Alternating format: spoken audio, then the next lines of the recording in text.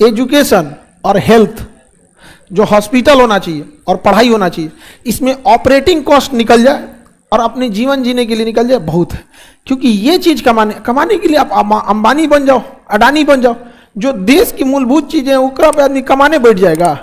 अब ऐसा नहीं होगा। हम आपको लिखित देते हैं, आप ये कहीं लिख लीजिएगा कि पूरे हिंदुस्तान को फीस ना डाउन करना पड़ गया ना तो जीना व्यर्थ है। समझ में आ गया कि नहीं?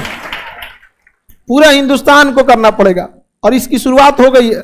आपको दिखना धीरे धीरे चालू हो जाएगा हर जगह। बहुत हो गया, हो गया कि नहीं हो गया? सब लोग को अब धीरे धीरे आना पड़ेगा। तो लोग कहते हैं कि अकेला चना भाड़ नहीं फोड़ सकता, आंख फोड़ देगा। भाड़ ना फोड़े, आंखिया फोड़ देगा। हम है कि नहीं? हम भले अकेले हैं, ठीक है। जब आप आएंगे तैयारी करके, जब आप फील्ड में आएंगे तब हम अकेला थोड़ी रह जाएंगे। भले आज अकेले लड़ाई में है, लेकिन बहुत दिन तक नहीं होगा। आप भले वो चीज सह गए, समझ में आ गया कि नहीं? आप भले चीजों को सह गए, आपके आने वाले, आपकी बाद जो पीढ़ियां आएंगी उनके लिए पढ़ाई में ये बाधा नहीं बनने वाला है। समझ में आया कि नहीं? हम लोग के समय में भी हमारे कई ऐसे दोस्त थे जिनके पास बहुत नॉलेज था, लेकिन पैसे की वजह से हम लोग कहें कि भाई सपना छोड़ देते हैं हम लोग। अब पता फौज में कौन जाना चाहता है? ज्यादातर देखिएगा जिसको लगता है जल्दी जल्दी सेटल हो जाना चाहिए। यहाँ पर हम लोग आराम से बैठे थे, लोग एक बार से 10-15 साल पहले जब हम लोग का स्टूडेंट है, कहा कि भाई छोड़ दे। जब चर्चा करते थे लोग ने, अरे वो देख रहा है सौरभ दिल्ली चल गया पढ़ने, कोटा चल गया। हम लोग भी तो इंटर नॉर्मल गांव से पढ़े थे लोग, जब सुनते थे कोटा चला गया तो उसको बड़ा अच्छा से देखते थे लोग कि देख लो भैया, क्योंकि अभी जा रहा है, बड़ा आदमी बन के आएगा, पता नहीं पहचानेगा कि नहीं पहचानेगा। उस समय बड़ा तकलीफ होता था कि हमारे पास पैसे नहीं है।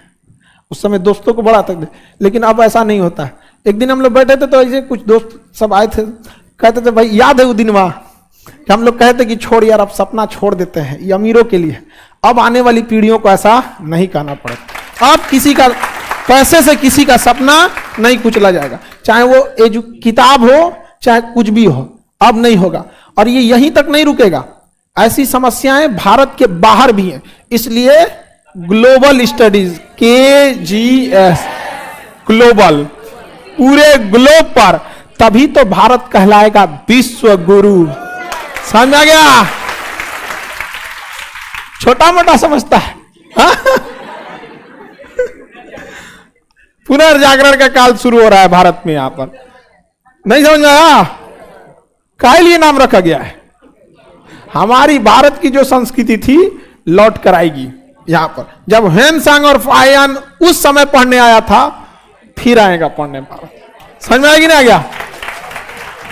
अब गया जमाना, अब उस सब चीज को जितना हो गया यहाँ पे। लेकिन इस चीज को अब याद रखिएगा, अपने आने वाले छोटे भाई बहन, अपनी आने वाली पीढ़ियों को समझाइएगा कि जब एजुकेशन एक धंधा बन गया था ना, तब